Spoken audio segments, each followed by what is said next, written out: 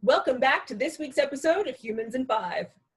A few weeks ago, we received some exciting news from space.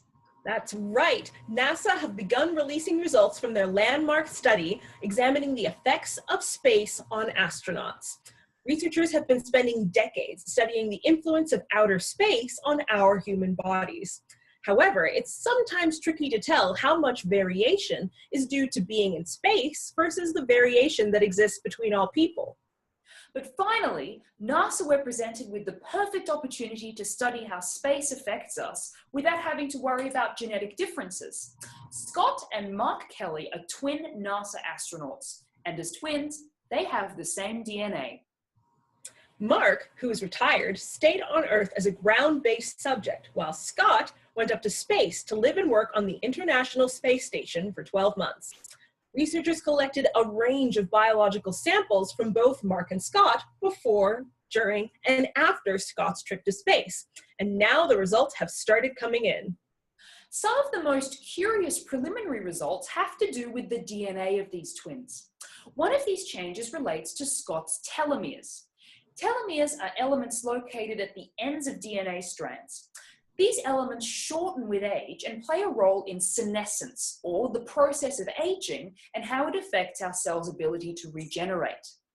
For example, you may have heard that lobsters are immortal.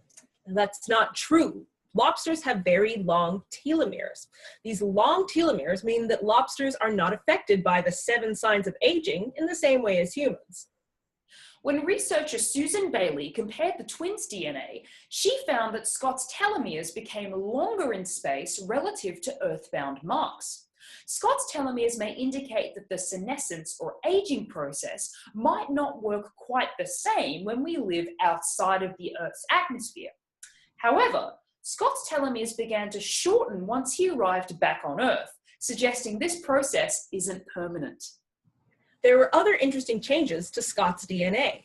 Researcher Andy Feinberg also looked at DNA methylation, or chemical modifications that occur to DNA structure. These chemical changes occur during our lifetime, but can influence our body's ability to adapt to stress. As we said, methylation affects our DNA and occurs throughout our lifetime. However, Scott had a lower degree of methylation during his time in flight.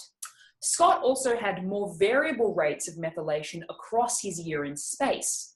These results support other work showing that genes are sensitive to changing environments, even if you're up in space.